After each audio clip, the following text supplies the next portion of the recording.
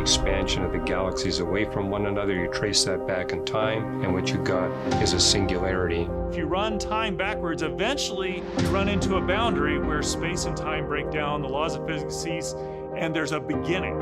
And if time had a beginning, whatever created time must be timeless. In other words, something that's uncreated, something that's eternal, something we might call God. The reason that we believe that God is true is because he's the best explanation for the way things are. Everything is exactly right for life. It forced me to ask the deep and difficult questions. Who is this creator, and do I relate to that creator at all? Has God made himself known?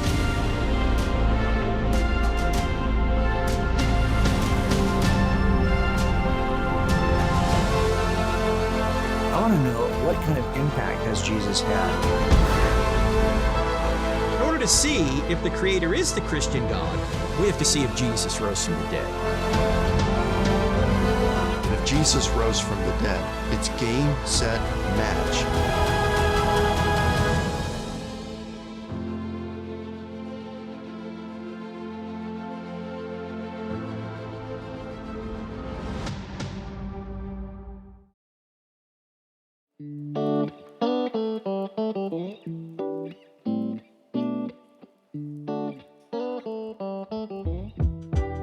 Alrighty, well, welcome back to the Daily Theologian Podcast. I am your host, Noah Cantrell, as usual, and I am joined today with director Michael Ray Lewis. Now, I don't ever refer to you by your full name, and so it's a little bit strange for me because I'm just used to calling you Michael. Or do you? I noticed you in your whenever you put your director name on there, you put your full name. I love it. I think it's super cool. Do you tend to? Is that what you're going with? Yeah, because there's too many Michael Lewises. There's too many Michaels, and you've got Michael Lewis. There's tons of those. Michael Ray Lewis is just a way, especially when I created the IMDb page, so the movie page. There's too many Michael Lewises, so add Ray in there. And why not? Three names. I think it sounds cool. It's sweet. So what I want to do is I want to talk to you about your documentary that's coming up. I was so privileged to be able to see the screening of it once it was finished. It was excellent. And then again, watched it recently, and I love the documentary. It's phenomenal.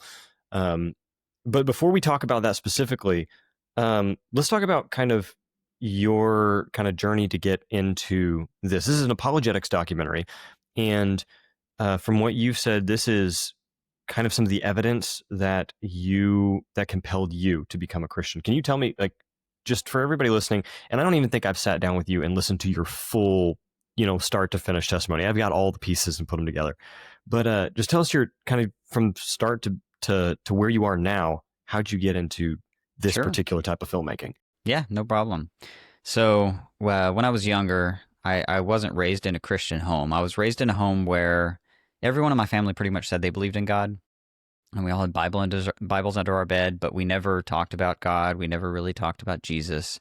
And so over time, as I got older, the only real interaction I had with Christians were the ones that were on the street corners yelling at me that I'm going to hell. And so I didn't really have any good reason to believe it. But even as I got older, I started watching documentaries opposed to Christianity. Lots of stuff by Bill Maher. I watched Zeitgeist was another documentary, and a lot of these are just showing how Christianity is illogical. There's no good reason to believe it. I would hear slogans like, if there is a good God, why would he allow all the evil and suffering in the world? You can't have both. If there's evil and suffering, then he's not a good God. And so I started to, I wouldn't even say move away from it because I was never there to begin with. I just became more convinced that it wasn't true. And I became more convinced that Christians are just a bunch of hypocritical people. They're judging you for everything that you're doing. And so I would make fun of Christians. I would show them the flaws that they had in their belief systems. I would show how they had this blind faith in some God in the sky that's not real. And I would just repeat the things that I would see in these documentaries or the objections of God that I had heard. And unfortunately, Christians weren't able to give me any good answers. And so I was never given a good reason to believe in it.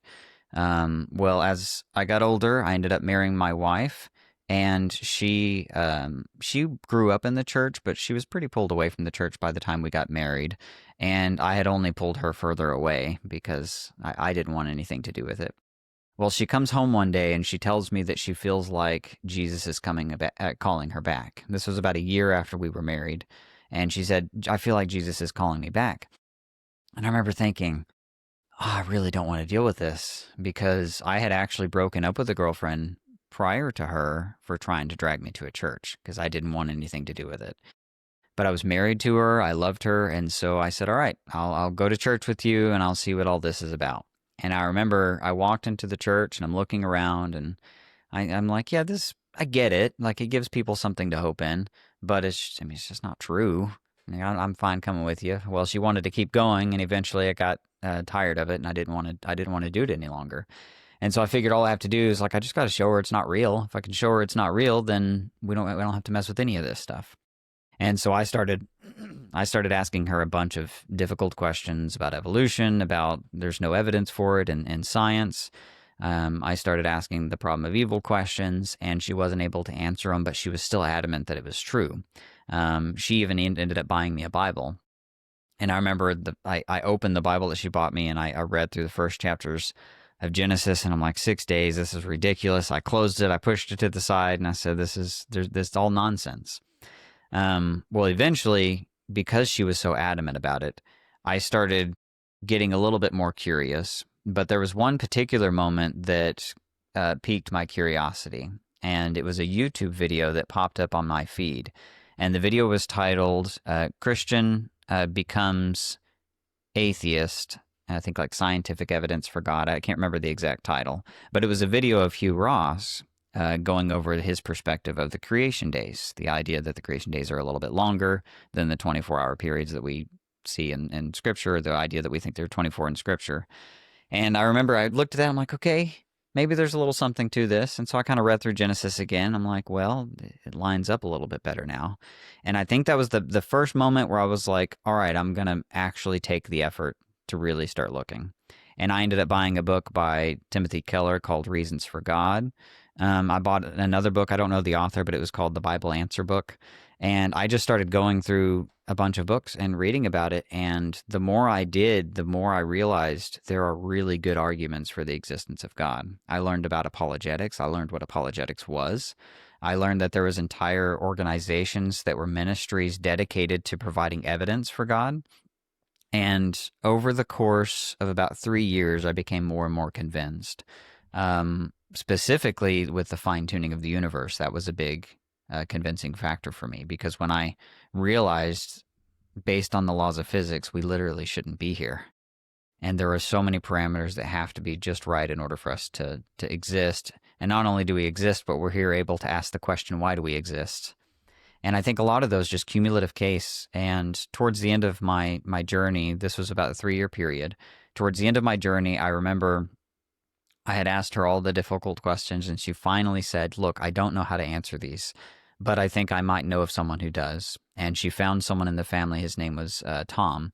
And they ended up scheduling a meeting with me and Tom, and I went to his house. And I remember I wrote down 5 pages full of questions that I was ready to hammer this guy with. And these were specifically questions about angels and demons and questions in the Bible. And I remember it was after I had gone through every single one of them, he had answered every question. He had done it using the Bible. And then he looked up at me and he said, do you believe it? And at this point, I had no more objections. Like, I had asked every question that I had. And I mean, there were still questions, but I had no more, like, it really was starting to become the best explanation. And I said, I think so, but I don't know. And I remember it was actually the drive home that I realized I was at a point to where it wasn't the evidence that was holding me back, because the evidence was sound. It was the fact that I didn't want it to be true. And when I realized that was my reasoning, was because I didn't want it to be true, then I was like, that's ridiculous. If it's true, I'm all in. What's next? And so I threw my hands up and I said, all right, Jesus, what's next? And that was me giving my life to Christ on the drive home. And I remember I pulled up, I came in the house and I sat down, and Christina, she's sitting there and she's like, so how'd it go? How'd it go? And I said, well, I believe it. And I said, I gave my life to Christ. And she was super excited. she ended up giving me a cross necklace that I still have to this day. And since then, I really started going to the church and getting a little bit more involved with the ministries and stuff they had. But I quickly realized, because I just assumed every Christian went through this journey and they gave their life on the basis of evidence. I didn't think about the ones that I had objections with before, but I just assumed like this is the process. People understand it. And I realized quickly that 90% of the Christians that I would interact with after becoming a believer weren't equipped in defending the faith. They weren't able to give evidence to non-believers. And as a result, they weren't out there having conversations with non-believers. Because why would you go? You're afraid you're going to get asked a question you don't know. Or the conversation will be awkward, or you'll be called judgmental, or all these number of things that Christians are scared to go out and have conversations about Jesus. And so since then, I kind of dedicated my life to helping people be ready, helping people give a defense, helping people understand there are ministries and resources out there on apologetics that you can learn. And even if you learn the simplest arguments for God, you're still able to go out there and have conversations. And I wanted to do that in a different aspect as well. So prior to giving my life to Jesus, I was making films. I had been making films for a little while, low-budget stuff, and I shot weddings. I'd done editing for movies. I'd film movies and all kinds of different things. But specifically what I was really getting into was horror films. I really wanted to make horror movies. Well, after I gave my life to Christ, I was like, well, how am I going to make a Christian horror movie? That may not work out very well. I don't know how that's going to work. I couldn't think of what to do, and my wife was like, well, why don't you make a documentary on the evidence that you found?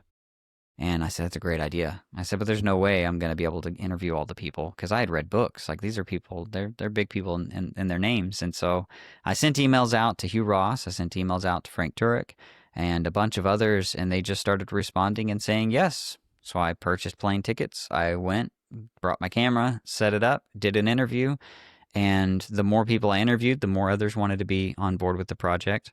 And over the course of 3 years, I've been working on this film. And it's a documentary on the existence of the evidence for the existence of God and for Jesus being who he claimed to be. And it's been a long, hard journey making the film. But it's turned into something so much greater than I could have imagined. And the hope is that this will be a resource for non-believers to share the evidence, and a resource for believers to get them excited. Mm-hmm. Now, I'm curious about you were talking about before you came to the evidence, things like that, and you were going to church, and then you're like, nah, I don't need any of this. Was there any particular, as you started looking into some of the evidence, was there any particular objection that you had that was particularly difficult or strong in your mind that needed more of an answer than any others that stood? Is there any one of those that stood out to you that was like, this is a pretty big deal to me and I need a good answer for? There was. I mean, the problem of evil and suffering was a big one. That was a difficult one, because my biggest objection to God really was I refused to believe in a God who would send me to an eternal punishment just because I have a little bit of trouble believing in him. That was my biggest objection. But ironically, it was because I didn't understand the gospel. I had heard repent and believe, all those things on the street corners by other Christians. I understood all that. But it didn't weigh on me the gravity of the implications of the gospel. The fact that I was rejecting this God, my idea was that God was going to send me to an eternal punishment just because I had trouble believing in him. I didn't realize that the entire point of the gospel is that Jesus has already provided a way for me to himself. He's standing right there in front of me. He's got his hand wide open. He's already paid the penalty for everything that I've ever done. And all I have to do is take his hand. And so what I'm doing is I'm pushing his hand away and walking away. I didn't realize that's what I was doing. In my mind, it was just, I'm having trouble believing him. He's going to send me to an eternal punishment because I don't give my life to Christ. I didn't understand the gravity of what the implications of that were. And I think a lot of people don't. I think lots of people hear the repent and believe, and they hear all the language that Christians say, but they've heard it so much that they don't really understand what it means. And so one of the things I try to do when I'm having conversations with non-believers is I try to use a different approach to explain the gospel in a way that they're going to grasp, in a way using different words or different language, in a way to really, they can understand the gravity and the implications of it. Like what this God isn't some man in the sky that's sitting there saying, you're going to hell, you're going to hell, you're not, you've done okay. It's not like that. This is a God who is completely eternal in all aspects that you can think of being eternal in, including his eternal as far as justice, his goodness. He is the ultimate standard of what is good. And so any deviation of that can't be in the presence of him. And yet he's provided the way so that we can be covered by Jesus and be in his presence. And most of us are pushing it up. We don't want it. We don't want anything to do with it. And I usually will tell people, if you don't want Jesus now, what makes you think you're going to want him for eternity? Mm-hmm.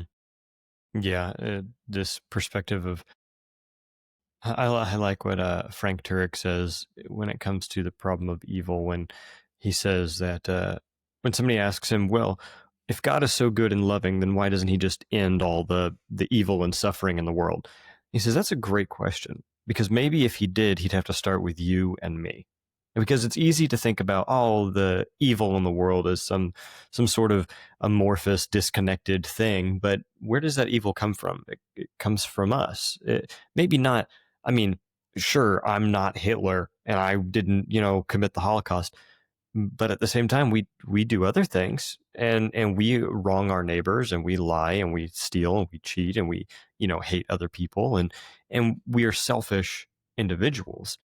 And the Bible says that like there is none righteous, no, not one. Like there's not a single person that has this claim to righteousness. Have you ever read the book Ordinary Men?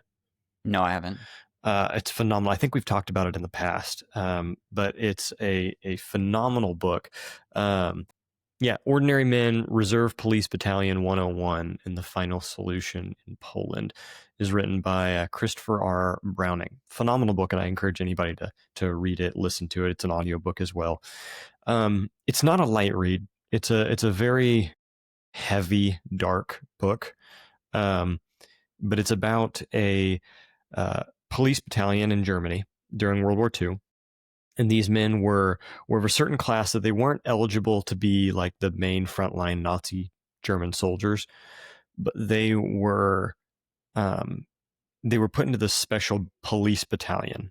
And what that battalion ended up becoming is some of the most brutal murderers of the Jews that you can imagine, like just massacring Jews in horrific ways. And they didn't start out that way. They started out as just ordinary men like you and me, just working regular jobs. They had families. They were just ordinary men. And this book traces and this is a nonfiction book. This is a true story. And these were the stories were pulled from interviews that they did with these individuals directly after the war. So they're being put on trial, they're being interrogated, they're being interviewed for the crimes that they had committed in World War II. And these are the stories that they told themselves about what they did. And so they started out as ordinary men, and as they were pushed to do a little more and a little more and a little more and break their comfort zone just a little bit more, and when they wouldn't stand up for what's right then and what they believed in a particular moment, and they were, influenced by the peer pressure of the people around them, they began committing more and more egregious atrocities. And you had these people that were really good people to start with, that by the end of it, their families didn't even recognize them because they were joking about killing Jews and making light of it and comedy of it, and just the book details some pretty horrific things that they did to them. And the thesis of the book is we're all ordinary men. These were ordinary men, and they're the kinds of people that would have said, if you had asked them beforehand, I would never do something like that. I would never. I wouldn't be like that. And so what we have as a society and as a culture and just people in general tend to think better of themselves than they do of everybody else, and you tend to think, oh, I would never, do something that evil. Well, the Bible says that it lies within every one of us to commit those kinds of things. And if you think that you couldn't do something like that, then you're deceiving yourself, because that's within every person. And so, why doesn't God remove evil from the world? Well, because that evil is tied to individuals that he has given free will and he loves and wants to redeem. And so, and it makes sense, because you have like this idea of like searing your conscience. So your conscience is like, speaks against the things that you do that are wrong. We have that. God's given us a conscience. But the more gradually we push that conscience, the more we start to desensitize ourselves to certain things. And I think especially in like the film industry, this is what the film industry is great at, because the film industry is great at desensitizing our minds and concepts, especially that are opposed to God. But it doesn't do it right off the bat. It's gradually. If you were to ever go into a film and there's a scene in that film that's so graphic that that first time, you could probably remember as a kid, the first time you saw a movie and there was such a graphics, it impacts you and you're like, this is terrible. Like, how am I, like, you have to turn away. But then the more you do it, the more you watch it, the more your heart becomes hardened to it. And eventually you're to the point where, like, I love this stuff. This is what I love to watch. And that's with everything in life. That's with sexual addiction. That's with anything that we start to suppress or push down or ignore our conscience on.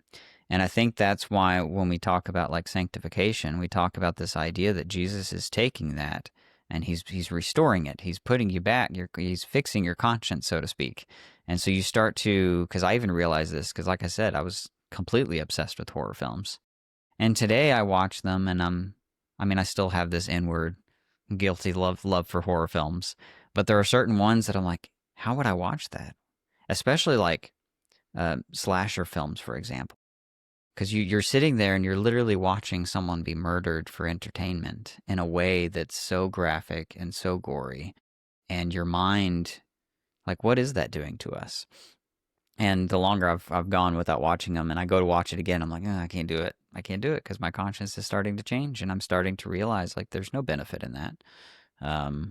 But yeah, no, so it's completely understandable. Like, you never know what you're capable of. You really don't. I got to a point where I was addicted to pornography to such an extent that I was it wasn't until even after I became a believer, I was still addicted to it. But it was a gradual thing that started when I was a kid. And that was a hard thing to get rid of. And it's one of those things, like, even to this day, I have to stay accountable. I have an app on my phone that helps me be accountable. I have accountability partners at my church. I make sure my wife holds me accountable to these things.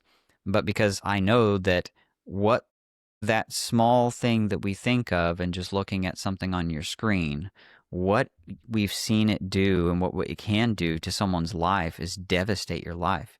You can lose your career. You could lose your family. You could lose your wife over something that you think is so seemingly innocent, but it can grow into something that's so much greater. This is, I did a series for my church called the Fearless Series, and we interviewed a few men who were sex abusers.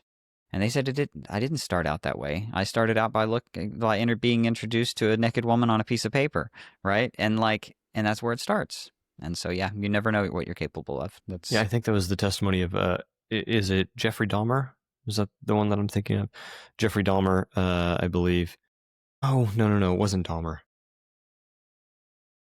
So I'm forgetting what his name is now.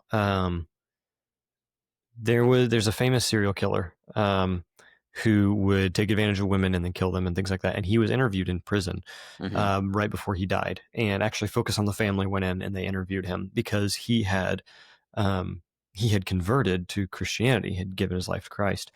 And they interviewed him saying, like, first of all, how did all this start? Because he grew up in a Christian family. He grew up in a really solid home. And he said that it started with simple things. He would find pornographic magazines in the trash or things like that, and it kind of started there, and it just evolved more and more and more until he had to get just more hard things that would trigger him more, and then it got to where he took advantage of women, but then he felt so awful about what he had done to them that he killed them, and because he didn't want them to have to live with that. And so it's a fascinating testimony. I think you might be able to find it online if you look for it, but he talks about just, he warns people against things like that and says, like, it doesn't start where you think it does. And then by the end of his life, he comes back to realize, like, I'm living without God, and I need forgiveness. Because, Right. and a lot of people look at things like that and they think, oh, so you can just do all these terrible things in your life, and then you just, at the end of your life, you're like, oh, I'm sorry, God, forgive me. And then you go to heaven. But somebody who just simply doesn't believe him, then they go to hell. And I've heard this objection before. I'm curious, you kind of dealt with that. What would you say to that? I think it all, so that's a difficult question to answer, because we don't know, for one, how many of these stories are legitimate in their repentance and giving their life to Christ. So it's hard to determine their eternal outcome because we don't know. But it's not just about what we've done, but it's also about who we've done it to. It's, as I had mentioned before, our sin is a deviation from what is good, and what is good is the standard of God. It's God's very nature. And so we're deviating from his nature. And so it's, if he's just, we have to be punished. There's no way around it. That's why Jesus had to do what he did. That's why we have Christ coming down and taking that punishment on himself. But we tend to think of our sin in like a particular, how could I explain this? A particular tier. So my sin isn't quite as bad as Hitler's sin, or my sin's not on par with Hitler's sin. But the reality is we're trying to measure, and the fact is the standard is above all of it. And in order for us to try to get to that standard, we can't do it. It's impossible. So there's no way for us to be able to try to work our way to God. And that's why Jesus did what he did. He's built the bridge. We just have to accept it. And if we look at someone like who's created these awful acts, we don't know what that repentance looks like in their heart. They could have genuinely, completely changed and given their life to Christ and understood what they have done and the gravity of what they've done just as much as we can. And so I think that's a difficult question to answer, because I don't see how we could try to assume which ones are legitimate. And we sit here and try to judge them for things that they've done wrong when we can't look at our own selves. So. Yeah, I think I'm trying to remember which one it was in your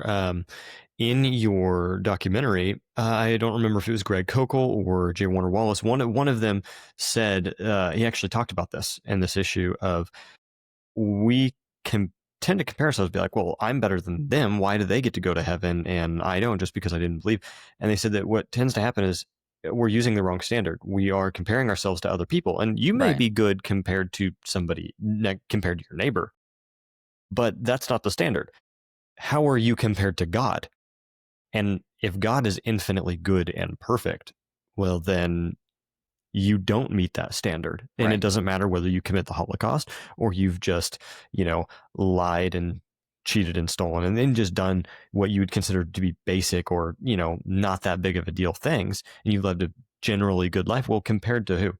Because to an infinite standard of good, you're still wrong. And you still have missed the mark. And so, yeah, I tend to try to use the analogy. So I kind of like this analogy. So I tend to think of like God's justice, and just in just what God is.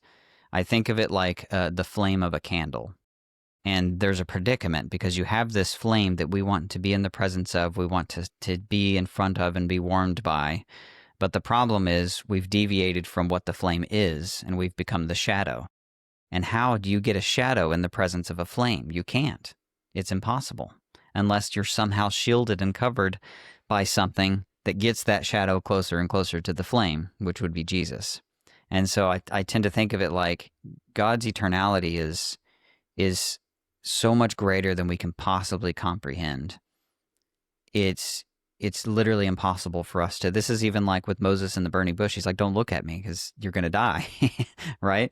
And so whenever we try to think about this, I think it's important for us to realize that God has provided us a path for us to come to him, and we can either take it or leave it. And it's not always necessarily about only the sin that we've done, but it's who we've done it to. We've done it to the eternal God. Mm-hmm. And it's not that as Christians, we think that we're better than somebody who's not a Christian. It's that the difference between me and you, not you, Michael, but just me and an individual who is not a Christian, the difference is not that I'm better than you, but that I've recognized that I'm not good, and I need God, and I need his sacrifice and justification, forgiveness for my sins. So that's the difference. It's not that I've done more or I'm better than you. It's that I've recognized that I'm not good enough. And that's what every person needs. Yeah. So you said that one of the most compelling arguments for God that you had encountered was the fine-tuning argument of the universe. Mm-hmm. Who was the kind of the biggest instrumental individual in that argument for you? And if you want to kind of maybe lay out some of the elements of that argument.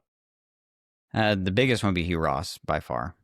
So I was for a while there soaking up his books, specifically the book Why the Universe is the Way That It Is. I ended up even teaching a little course off of that because it had a DVD series. It's what's crazy is just how many parameters have to be just right.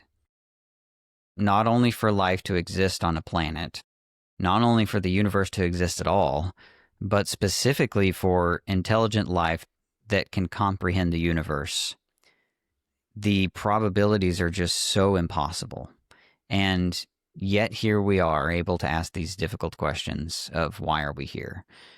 The implications of it are insane because you think about probabilities, and there are in the movie we actually mention one of them in particular is the expansion rate of the universe. Mm-hmm. So the expansion rate of the universe is fine-tuned to about 1 in 10 to the 90th power.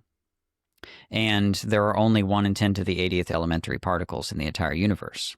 So the probability of getting just that one parameter right are more remote than you being able to pick out a particular atom from the universe being blindfolded. Mm-hmm. And then there are 14 of the habitable zone parameters, and there are hundreds of other parameters that have to be just right. And we shouldn't be here. We literally shouldn't be here. It's called the anthropic principle. It's almost as if the universe knew we were coming, is what a lot of you'll hear. Mm-hmm. And so it is evident that either the universe itself, which would be kind of crazy to say because you're saying that the universe would have to be conscious, but either the universe itself or something that created the universe wanted life to exist. Right. And not just life, but life that can comprehend that's even the more gravity of it. It's not as though it's just bacteria. Bacterium or even animal life, but it's life that can comprehend, can reason, can logic, can love. All of these, the ability that we have as conscious humans, we're sit here and we're in a particular spot in the universe where we can see all of the universe. We can measure the universe. We're not blinded. We're not too close to the center of a galaxy. Everything about the parameters of us, from our solar system, from our planet, from our star, there are so many of these that just layer up. To say that it happened by chance is just irrational. Yeah.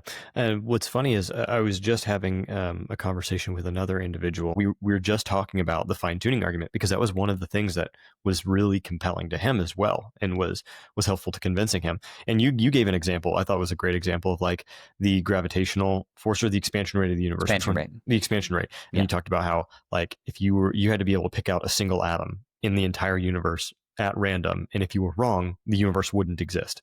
Yep. It would either collapse on itself or to expand so rapidly that it wouldn't be able to form stars. Yeah. And in J. Warner Wallace's book, again, he's in the documentary, God's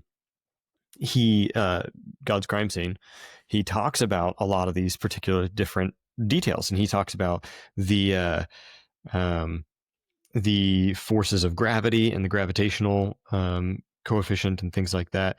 He talks about the expansion rate, and he says that specifically with things like, for example, the expansion rate of the universe deviated more than 1 in 10 to the 37th, or the mass density of the universe varied more than 1 in 10 to the 59th, then life could not exist. He said, like, you think about these numbers and they're just too big to comprehend. They're like, okay, it's a big number, or whatever, maybe it's still possible. Well, to put that in perspective and kind of maybe dissuade somebody of kind of being like, it's a big number, maybe it's still possible. First of all, mathematicians have agreed, and philosophers, I think, have agreed that the universe can only sustain so much randomness before you have to conclude that it's not random. And that number that they've come to, I don't know how they come to this number or whatever, but the number that they've come to is about 1 in 10 to the 50th power. That's a 10 with 50 zeros at the end of it. Okay. To anything beyond that is going to be something that is not even logically possible for something to have, or I guess not logically possible, but physically possible for the universe to actually produce something of that precision randomly, and to do it over and over again. So, like, for example, he gives the examples in this book that I really love. He says, when an exponential number such as 1 in 10 to the 37th, it's easy to underestimate the precision that it represents just because it's too big to comprehend. He goes, so here's some examples for you. He said, imagine covering the entire North American continent in dimes and then stacking them all the way to the moon. And then do that 1 billion more times. All dimes covering North America stacked all the way to the moon. Now you have one marked dime somewhere in that pile. You blindfold somebody and you say, go find it. First one they pick up is the right one. That's the chances of that. That is what it means to be 1 in 10 to the 37th power. Right.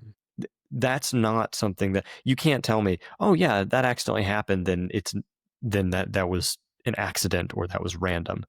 But let's keep going, because then you have let's say 1 in 10 to the 60th power. You have, imagine trying to fire a bullet at a 1-inch target on the other side of the observable universe.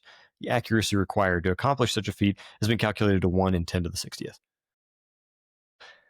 These kinds of things are just ridiculous to say. Or another one that he has for 1 in 10 to the 37th is, imagine stretching a tape measure across the entire known universe. Now imagine one particular mark is set on there to be the exact number that has to be set in order for life to exist in the universe.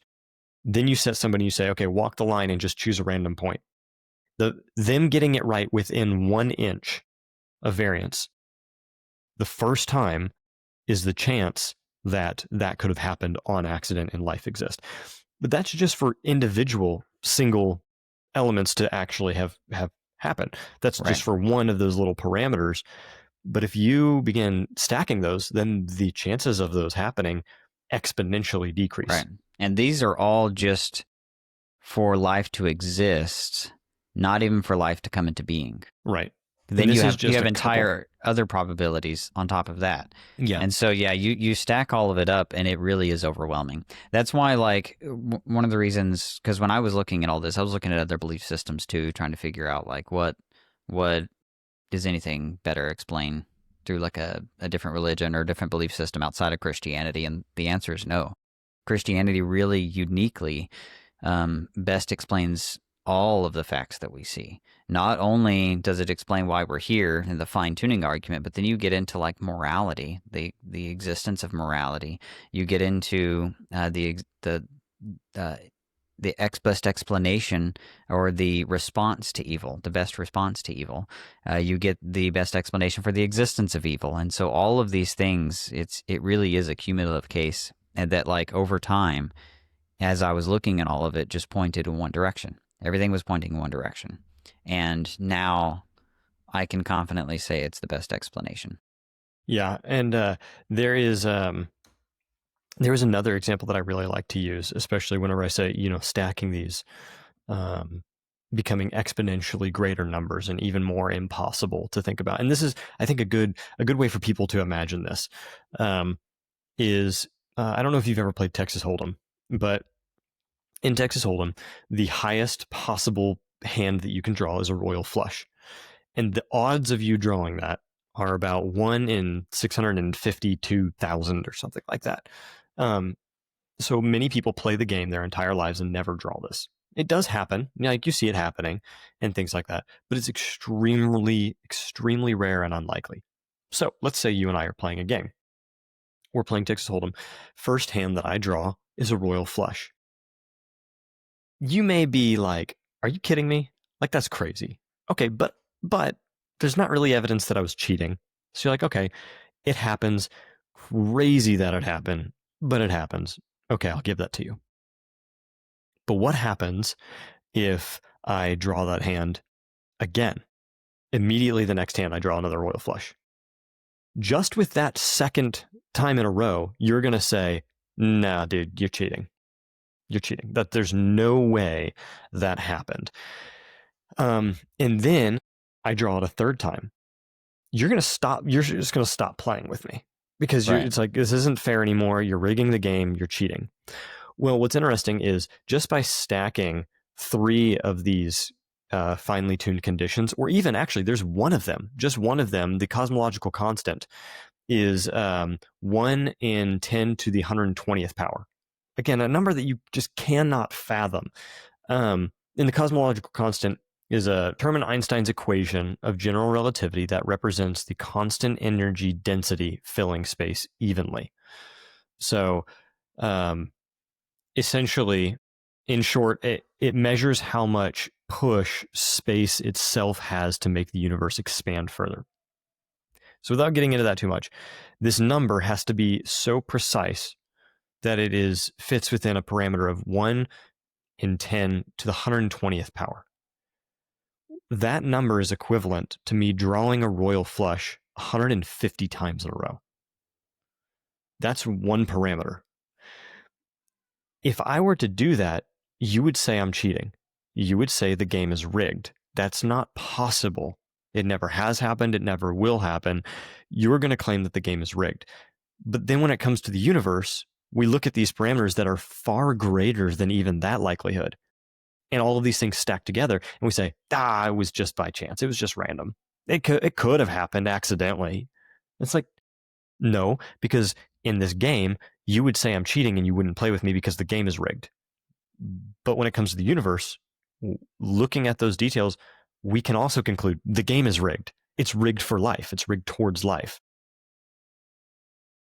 Even beyond when you get through like the constants and parameters like that, even just like the positioning of our solar system and the planet and the moon, the fact that we have our moon, the size of our sun, all of these things, like there's so many things that are required. So yeah, it's overwhelming. It really is. I want to get somebody like Hugh Ross on here to talk about the fine-tuning argument and to go into detail and give a lot of these different examples and parameters and numbers so that people can see it and interact with it a little better and kind of come to terms with it. I think it's helpful when you begin looking at it. Well, it's also helpful to hear someone with credentials. Right. Not just, we don't have the credentials, yes. Somebody that hasn't dedicated their entire life studying these things. Right. And Hugh Ross, I want to get him to tell his testimony too. It's so awesome. But we'll save that for another time. I'll try to get him on here. That would be super cool. So you said that basically once you encountered all the evidence and you dealt with the different questions, you had all your questions answered and he asked you if you believed it. You said, I don't know. And then you're driving home and you realize that the reason you didn't believe is because you didn't want to believe it was true. What was it that was holding you back there? Why wouldn't you want it to be true? That's a good question because I especially towards the end of my journey, I remember asking my wife, like, so what do you do? Like, how does this even work? You say, I believe in Jesus and I'm good. And there was something that's like, I'm not ready yet. And then I would learn some more and I'm like, I'm not ready. And I would learn some more and I'm like, nah, I don't know. And I almost felt like this hesitation almost as if I was scared of giving my life to Jesus. And I couldn't figure out why. I just knew there was some kind of hesitation in me that was like, I'm holding back. I don't know. I need to make sure. I need to make sure all this is right. And I was thinking, I don't know how to explain what it was that I was scared of. And I even use this a lot when I'm having conversations with people, and I get to the point where they're like, yeah, this really makes a lot of sense. And so I'll ask them, so are you ready to give your life to Christ? No. And they'll start to hold back. And I think what it is I think it's almost like Adam and Eve in the garden where we're trying to hide from them. We don't want we don't want to be held accountable to anyone. We want to be God's our own lives. We want to control our life. And what we're doing is we're admitting that we have no control. We have no control of anything, and we're giving all control to Jesus. And I think that's a scary thing to do. I think it's a scary thing to make that step, because I'll ask people a lot of times, what are you afraid to lose in giving your life to Christ? And I think the reality is we're afraid of losing everything. We're afraid of losing who we are. We're afraid of how people are going to look at us. We're afraid of losing control. That's what we're afraid of losing. And that's what you lose. You lose control, but you've given control to Christ. And that's the most freeing feeling in the world, to finally admit, I give everything to you, and I don't have control of my life. And I know that you know what's better for my life than I do, so what's next? Mm-hmm. And it's a difficult thing. It's a difficult thing to pinpoint and figure out, but I think that was, it's just one of those things that hold you back, and I think that's what it was. I didn't want to lose control. So you worked through all this evidence. You were reading after all these different people, and then you went and you interviewed them for this documentary. Now, the documentary as it sits now is completed, right? It's finished. Took you how many years did you say you were working on this? It's been almost 3 years. Okay, so 3 years from the time you started filming.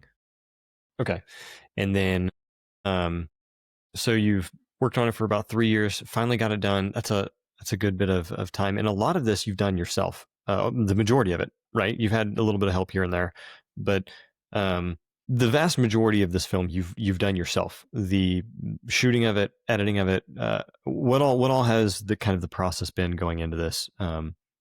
Because you didn't have like a massive budget to hire this giant crew and things like that. So what all was that like?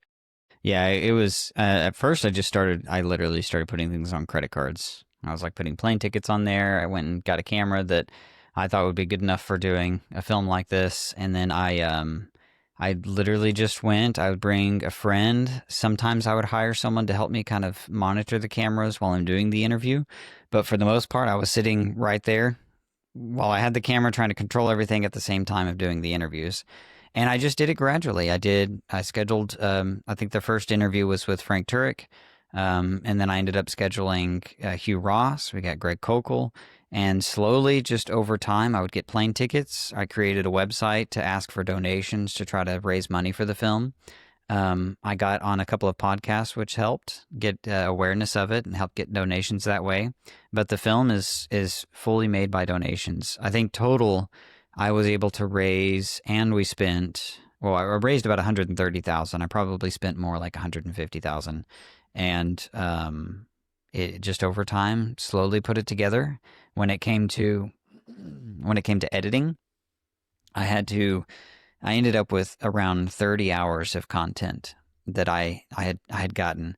And I didn't have any real plan going into this. All I knew is I wanted to make a documentary on the evidence for God. And so basically what I did is I wrote down all the difficult questions I used to have as an atheist and went to all of these apologists and started asking the questions. And over time, I got tons of content, and then I just prayed and I started editing it, and it just started coming together, and I figured out a way to create a story out of it, not just a bunch of information being thrown at you. And now we have a film. I honestly, it was a lot of praying and trying to get guidance from others and direction from others. And but I'm really pleased and happy with where it's at today. What was that? So whenever we went to the screening, what was that like finally seeing, after all this hard work, seeing it in a theater like that? It was everything was worth it. It made me want to get it in theaters even more. Yeah. I mean, I really, really hope we're able to raise the funds to get it into theaters, because it's a film that I think you really get the full impact of it if you're in a theater versus watching it on a little screen. I think it would be so worth it to be able to see people watch it in theaters. I think it was a great experience. Okay, so then what does that process for getting into theaters look like? So I ended up meeting with Collide Media Group, which is a distributor, and they have basically said what we need to do to go through to do a Fathom Events release is Fathom Events requires that you have a certain amount of money for marketing. So it doesn't necessarily cost money up front to get it into a theater, but they do want to know that you have a marketing budget and have a marketing plan. And the minimum that I need to try to raise is $250,000. But after talking with Collide, he said the goal ultimately would be $500,000, because it would give me a little bit more time in theaters and more theaters across the nation. And so basically what we need to do is we need to raise the marketing funds and create the marketing plan so that we can get it into theaters through Fathom. And so that's the goal right now, is to try to raise the funds for that. Yeah, so we're talking about a film that had a total budget of 150 grand or less, and just the distribution to get it into theaters is 2, 3, 4 times that. Right. Yeah, so But crazy. you think about like the amount that we spent on the film. $150,000 for a film is not a lot of nothing. money. Yeah. Right. Films typically cost quite a bit. The only reason I was able to keep it as low as I did is because I did a lot of the filming myself. I did most of the editing myself. The only thing I really outsourced were the people that helped with filming, the motion graphics, and the mix and master for the audio, and then the composer. Yeah. A lot of people don't understand the quality of this film is not. The thing is, typically, budgets this low, you can tell. But one of the things that struck me, and this is how we met. One of the things that struck me immediately about your documentary, whenever I was seeing clips of it, was the quality that was being put out. Because a lot of Christian films today are not put out in good quality. They're either really low budget, so they're really poorly done, or they are just really they're just not good at storytelling or whatever. They're just either poor quality or they're poor content. And it typically is what happens with a lot of Christian films. Not all of them. There's some really good ones out there. But that tends to be what happens. And what struck me was that yours was a very high quality. And then to find out that the budget was virtually non-existent. If you know anything about making films, typically films that look anything remotely like yours are going to be in the $1 million+ budgets. And you did it on a fraction of that. And so that's really awesome. And it speaks to your skill there. And yours does have an explicit gospel presentation, and I love it. It's very clear as to who God is, who Jesus is, and our responsibility and our response to him.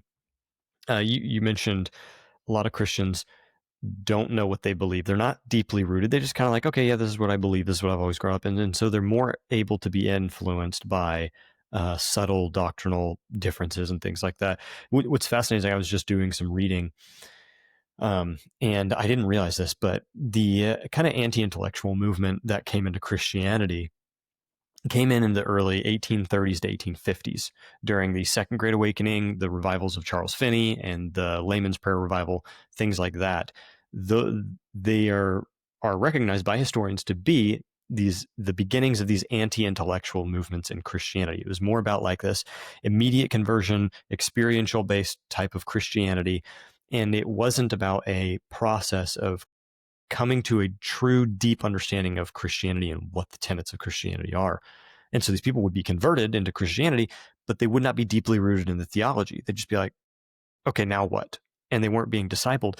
And what's fascinating, especially in the burned over district in you had during this time where these things were taking place, the two biggest cults of Christianity came out of those. You had Mormonism in 1830 and Jehovah's Witness in 1884 that came out directly as a result of these anti-intellectual movements that did not have deep roots in Christian theology. And so what happens is people who are not deeply rooted in understanding what they believe and why are more able to be influenced by these heretical doctrines and these things that are not Christian, and to be persuaded like, oh, maybe this is true, and kind of brought into those beliefs. And so with that, is there other trends that you see in kind of Christian media that you kind of have aspirations to maybe take a different course or to help correct? Or what are your kind of ideas there? Maybe some observations you make of the way that the current Christian film industry is, maybe the direction that you want to head or you'd like to see changes in. You want to speak to that a little bit? As far as me in particular, I think the main thing that I want to focus on is bringing awareness to apologetics through film. Like, that's my goal. My goal is to help people to realize there's good evidence for God. But one of the things I notice with Christian films that I don't particularly like, especially coming from loving horror films and things like that, there's a lot of films that come out that are just raw and real and you really relate to, but they're not Christian films. They're films that just grab you and take you along this journey that you really feel because it's how life actually operates. And I think that's where the Christian film industry is lacking, is a lot of the films that come out, they're just not how life works. It's someone in a nice house that had a little bit of trouble, and in the end of the film, everything ends up well, and they ended up with a happy life, and things are just fine. And it's just not how life is. And I think while some of those films are great, because we do still need to have films that are family friendly, films that families can watch together, I think we also need the real and raw films for people that really need something to relate to, that can really get them thinking about reality and thinking about Christ. And I think we can do that. I think we can create films that are real, raw, but they clearly state what the best explanation for all this is and what the solution for all this is. I think we can do that. I agree with you. I think we've talked about before this subject quite a bit, about how the narrative, whether it's written narrative or film narrative, that's what movies are, is their narrative storytelling, is the most powerful form of communication that mankind has. Because what it does is the way that these stories are presented is they teach you theological, philosophical worldviews and truths, but they do it in such a way that your guard is let down and you accept the premises, and so you accept the conclusions of the film. So what I mean by that is you're more willing to accept the worldviews that are being pushed on you by evaluating when you watch these films. Because the way that a narrative works is it doesn't just come right out and explicitly like a documentary per se. Where a documentary comes out and it tells you this is the conclusion, this is the evidence that we're providing for it, this is what you should believe, and that's what your documentary does. That's the idea, is it gives you the evidence and then it gives you a conclusion that you're supposed to draw from that. A narrative doesn't work that way. Narrative presents you with some characters and a compelling story that is moving you emotionally and intellectually. And what it does is it doesn't tell you, hey, you need to believe this, because then your guard goes up. Like with a documentary, right. Your guard is up. You're like, okay, right. I'm going to be very careful about the evidence that I'm seeing here. I'm not going to be too open to hearing what this has to say. I'm going to really be critical of it. A narrative film tends to be more of an emotional story that captivates you and compels you, that you want to identify with the characters and things like that.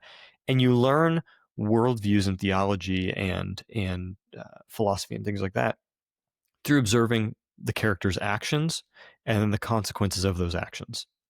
Whether it's how, like in the Bible, the way that biblical narrative works is you observe the characters and then you observe God's response to those characters. And then you learn something about God and about his expectations for the world and your interaction with him. Movies do the same way. And Hollywood and Disney have mastered this skill of creating and crafting narrative to push certain agendas and to compel people to believe a certain way and to think a certain thing. And you see this all throughout the modern Hollywood film industry, is that they're very, very good at manipulating these narratives to bring you to a certain conclusion and to make you think a certain way. And so I think what Christian film needs to do is do that better, is to create these compelling stories that teach a Christian worldview in a better way.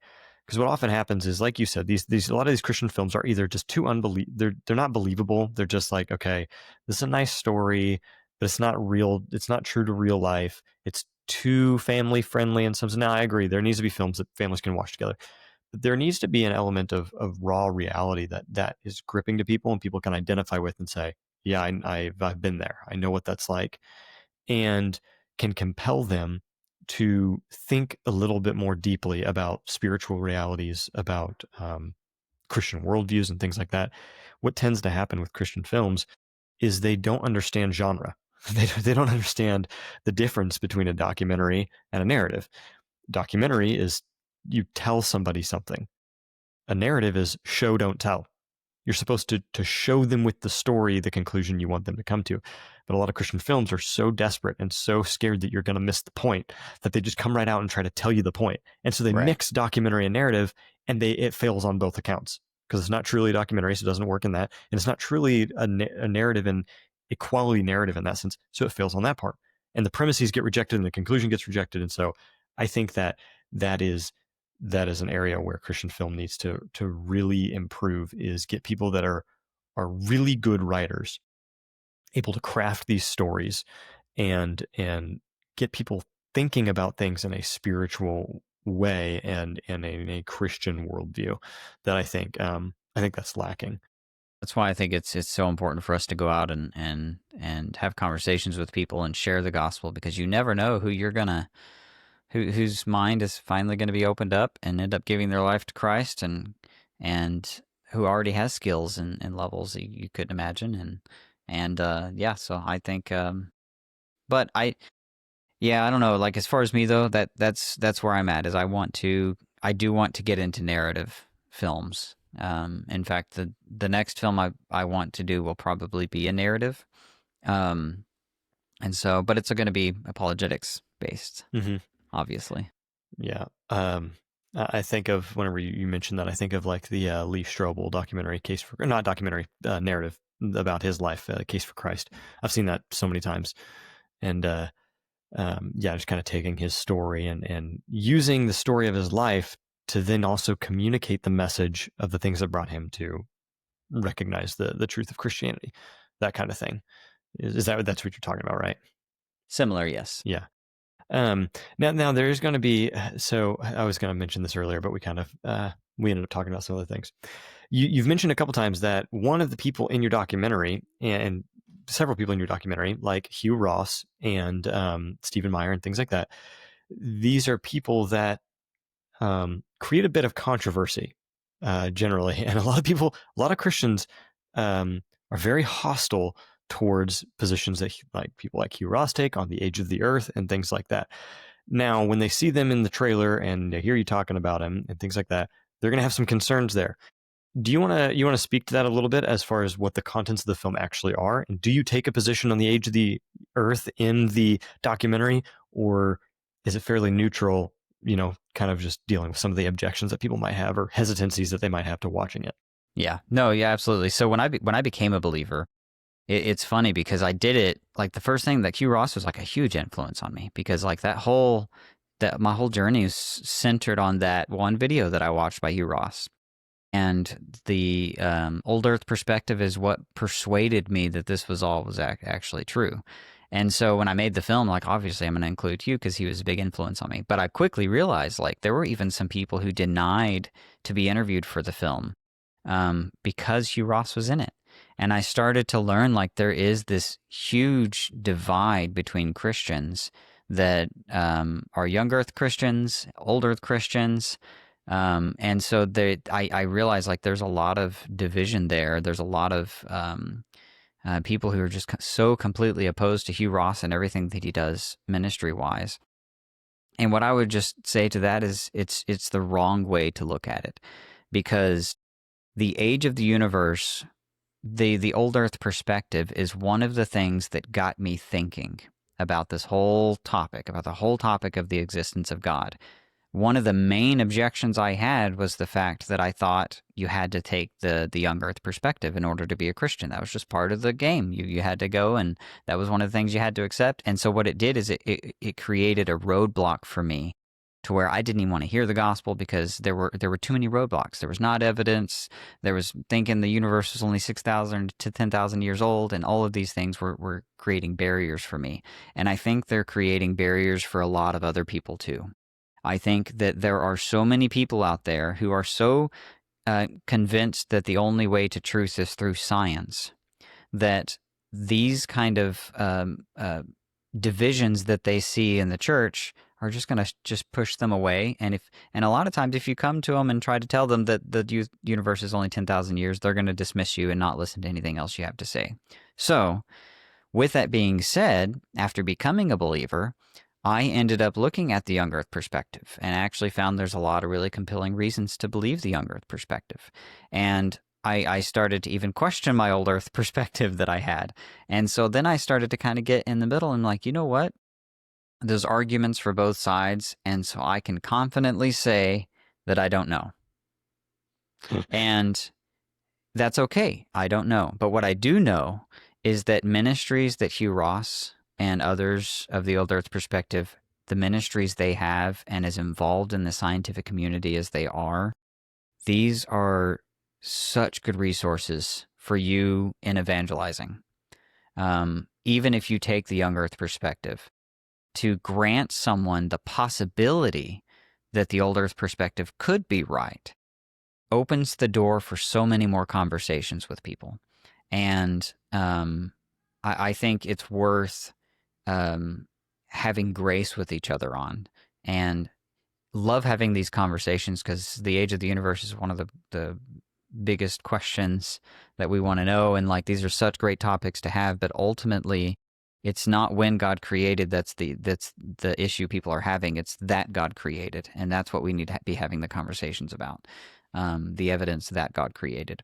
Now, with that being said, once I learned about all this, I remember in the interviews I asked him about the age of the universe. I was ready to like put all the old earth perspective in it, but I quickly realized this division was so obvious that I chose not to cover that topic in the film. I mean, there are a little bit of old earth suggestive things that they say in there, but I do not explicitly say either position in the film. I cover the origin of the universe, the fine-tuning of the universe, the problems with the theory of evolution, and then I shift gears into Jesus. And so it's one of those topics that if I were to cover it, I would probably need to do an entire documentary on it to do it justice. Yeah. And this is, I completely agree with your perspective on utilizing, no matter what your position is, whether you believe that the earth is 6 to 10,000 years old, or whether you believe that it's millions of years old or billions. I don't remember what his exact number was. It like 4.5 billion or something like that. 13.73. Okay. Whether, no matter which position you take on that, I'm not saying it's not an important issue. I'm not saying that you can't have a passionate, perspective on that, because it does come down to certain textual understandings and things like that. I get all that. But I do agree with you in that Christians are overly hostile towards these individuals who are genuine believers and who are actually doing great work for God in these areas. And whether you take a young earth or old earth position, Hugh Ross and people like him, his colleagues, are tremendous assets to your apologetics. And it doesn't mean that you have to believe what they say. It doesn't even mean that you have to agree with them in any way. But what it does mean is whenever you're engaging with somebody like you, for example, who are saying that this is a barrier to me, it's like, well, you don't even believe the science on this. You don't want to accept the scientific evidence that we have and all this different stuff. So why should I believe you on anything else? Well, what you can do is, if you can't get through on the young earth position, you can take a step back and say, hey, I may not hold that position, but guess what? I have some other people in my back pocket that I know, Hugh Ross and others, that do hold to your position on the age of the earth, and they're still Christians in spite of it. So now what are you going to do with the information I have? And it creates this, it removes the, it removes that area. Yeah. That roadblock or that resistance that they have, that excuse that they have to reject Christianity. And now they have to deal with the evidence. And like, it's like, okay, some Christians do believe that the age of the earth is old. Okay, so now what? Now engage with the other evidence as far as the person of Jesus and the existence of God and things like that. Right. And I think a lot of people too have misperceptions or I guess that's what you say, misperceptions of the old Earth perspective too. Like a lot of young Earth people just assume that old Earth advocates believe in evolution, and that's not true. Like, that's right. And theistic evolution is a completely different belief system than old Earth. Yeah. And so like a lot of people, they group it together. And so, yeah, I would just say that it's a great topic. It's one I could talk about for probably hours, but it's ultimately like these people are doing, like you said, they're doing great work. And I wouldn't change the fact that they're in the film. They were huge assets in my journey, and they could be huge assets in other people's journeys as well. So yeah, but I don't. But I did be careful. I didn't explicitly say it in the film. That was one of the things I was like, I don't want to go there because I don't want to cause even more division in that aspect. Even though there still will be some division, just because Hugh Ross is in it, which is crazy. The Ministry of Reasons to Believe was probably the greatest experience I had going to do an interview. Sweetest, nicest people, most genuine, and it was everything about that ministry and everything they're doing is amazing. Yeah, and it is pretty, I think, unjustified, the level of hatred that Hugh Ross and others get. Like, if you just look at the comments section of a video that Hugh Ross does, or a debate that he does with somebody from, say, Answers in Genesis or whatever, the comment section is filled with nasty comments about like, you're denying the faith and you're this and that and you're undermining Christianity and everything. It's like, okay, hang on. Those are some pretty bold statements. And I think people need to be really careful not to make such brash accusations against people, but also it's like, we can disagree on this and we can have, good conversation and try to understand each other's perspectives on these things. And like you said, Hugh Ross is not a theistic evolutionist. He comes out and says that explicitly all the time. He does not believe in theistic evolution. He just believes that the earth is older than young earth creationists do. And he's got arguments and scientific reasons for that, whatever. I'm not saying that his position is necessarily right or wrong. It's just, he's not who a lot of people have kind of boogeymaned him to be. Right. And so I think people need to be fair about that, but then also recognize he's an asset to you. He's not your enemy. He's somebody that can actually help you and engage with certain people that young earth creation is a roadblock, is a hindrance to them hearing anything further, like you had. So, yeah. So with the film, it's done. It's finished. It's ready to go. So what is the, you're trying to raise money at the moment to get this into theaters. So what happens if you don't end up getting the funds that you need to release it in theaters? If for any reason we're not able to raise the amount for a theatrical release, basically what I'm probably going to end up doing is just taking whatever money we do raise, marketing it myself, and putting it on a platform like Amazon for rental. I think that'll be the step. And then just trying to do as much organic marketing as I can, maybe sharing my testimony podcast like this to try to bring awareness of the film. But I don't know. At this point, it's in God's hands, and I'm just along for the ride, waiting to see what's going to happen. Very impatiently waiting, but I'm waiting. And so we will see. But yeah, the goal is to raise the funds, and people can donate on the website. I've got an entire page there for donations, just universedesign.com. You can follow all the content that we have. I tried to post, like I said, I have 30 hours of content that I didn't include in the film. And so I've got tons of content I try to post and keep people updated. And I think that's where we sit as of now, is just waiting to see if we can raise the funds for it. Mm-hmm.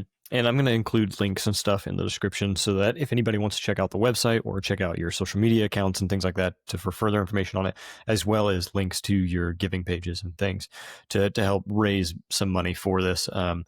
It's definitely a project worthwhile. And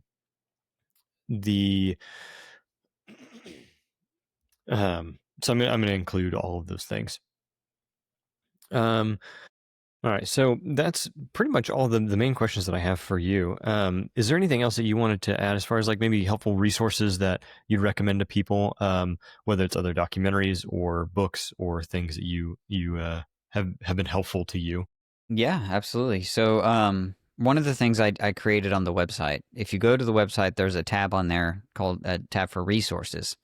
And this has all of the ministries of all the people that I interviewed, along with some other ministries of people I didn't interview, but people who were influential in my journey. And so that's a great place to go for resources. If you like to read, a couple of books that I always recommend people reading when you're starting to be introduced to apologetics and getting into apologetics and wanting to share your faith. Two in particular that I recommend is Frank Turek's book, I Don't Have Enough Faith to Be an Atheist. And once you've read through that, a follow-up book to help you have conversations with people is Tactics by Greg Koukl. Those are the two books that I usually always recommend to people. And I would challenge others that are believers that are wanting... There you go, there's Tactics. Yeah, this book revolutionized the way that I have discussions with people. Yep, exactly. And I would just challenge you that if you are a believer, to go out and start talking to people about Jesus. As uncomfortable as it is, it's like ripping off a Band-Aid. Just start the conversation. Just ask them some questions and try to be interested in what they believe about reality and ask questions about what they believe. And even if you're not fully equipped yet, it's important for us to go out and make these connections with people. And if you don't know the answer to a question, don't try to come up with something. Just be honest and say, I don't know, but let me try to find out for you. Figure out the answer and always try to follow up with them. And if you're a non-believer, my challenge to you would be to take a second look at it. Take the time to see what the best explanation for the reality we live in. I challenge you to, all the perceptions you have about Christianity are probably wrong, and you should take a second look at it. And I would say that would be my challenge to believers and non-believers. It's funny that you say that because one of my friends quote, I can't remember who said it now, but there's a philosopher who said, "Tell me about the God that you don't believe in, and I probably don't believe in him either." Right. And so, because like you said, a lot of people's perceptions of Christianity are just false, and so educating yourself on that is the first step to really knowing whether or not you do or don't agree with it. So there needs to be some understanding there. Yeah, and as far as soul winning goes, that's something that takes practice and is terrifying when you engage with people to begin with, especially if you're unfamiliar with arguments and things like that, and you're worried about getting questions that you don't know. As you said, it just takes doing it, and you have to be willing to engage with people. And what's funny is it's a lot scarier before you do it than when you actually do it. And this is the case even today. I still sometimes don't want to talk to somebody, and then I have a good conversation with them and it was really fruitful and beneficial. And it's not as scary as it seems leading up to it. But that's something that I've appreciated about you. And anytime that we're around, you're one of the most passionate, like, soul winners that I know. Everywhere we go, you're talking to somebody and engaging with somebody in something. And that has really been a challenge and an encouragement to me, also like really convicting. And I admire you for that. Because there's tons of times that I would rather just kind of let things go or sit back and not say something, and you'll just come out and engage somebody. And I'm like, okay, we're going there. Like that time we stayed, we were in the airport, and we had gotten in from our flight super late. We were trying to get a car. It was like 1:30 a.m. And I would have just been like, take the keys and let's go. Right. But we stood there and talked with this lady at the counter for like an hour about the gospel and about, Christianity, and had a decent conversation. I mean, I don't know where she's at or what she believes, but gave her some helpful resources to look into, because she said she just sits there all night and does nothing. So, I mean, there's no telling where that leads down the road. Right. And so those opportunities, you're really good at finding them. And so that's something I definitely appreciate about you. I don't always necessarily find them. I just take them. Whether they're there or not, I will create one. Yeah. But it's the most important question we can ask, and I'm just not. I've never been one to talk small talk. If I'm going to talk, it's going to be something deep and important. And I love Jesus, and I want people to know him. So why not talk about him? And you don't have to have all the answers either. Like you said, it's okay to say I don't know. It's okay to say I need to look that up and get back with you, or things like that. But it is important that you go figure it out. Right. We had a couple of Mormons come over one day, and we were engaging with them and talking with them and things like that, and presented some information to them about their own religious beliefs and what the Bible said.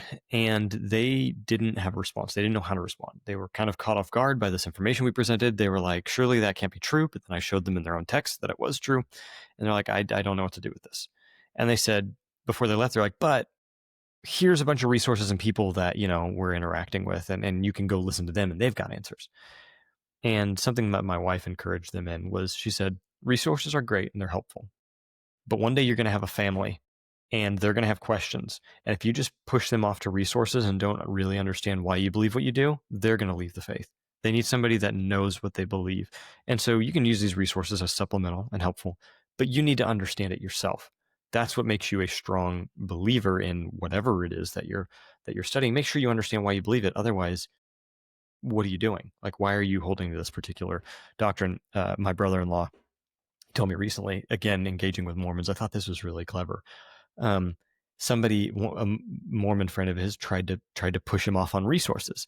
And he goes, well, here's the thing. You can give me resources, and then I give you resources, and then our resources are arguing with each other, and we're not interacting with each other. He goes, I don't want them to have a debate. I want to discuss this, and you need to know why you believe, and I need to know what I believe. I thought that was really clever. I was like, that's true, because we can always throw people resources. Right. But, and I'm not saying those are bad. We've done that, especially when we're short on time. We're like, hey, here's something that you can go and look at that will further this conversation. But I wouldn't get into a habit of just pushing people to resources. It's super easy to do, and it's really tempting. But what it does is it weakens your own ability to witness people. It weakens the impact of what you have to say.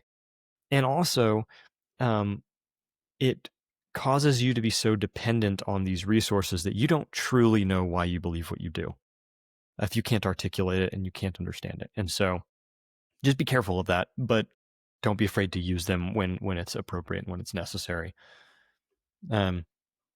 Okay, so I'm going to leave some links down in the description for people to be able to help maybe contribute to the documentary. And whenever it comes out, go check it out. Go rent it, buy it, whatever. Go see it in theaters if we can get it in there. That'd be awesome. But that's all that I have. So unless there's anything else that you wanted to add, then... No, I think okay. I'm good. All right, awesome. Well, thanks for taking the time to come on here. I appreciate it. I know you're pretty busy, and I've enjoyed your friendship and the things that the adventures we've gotten to go on together. So it's cool having you on here to talk about this. And, no problem. But with that, I will say to everybody else, we'll peace out and see you next time. All right, thank you.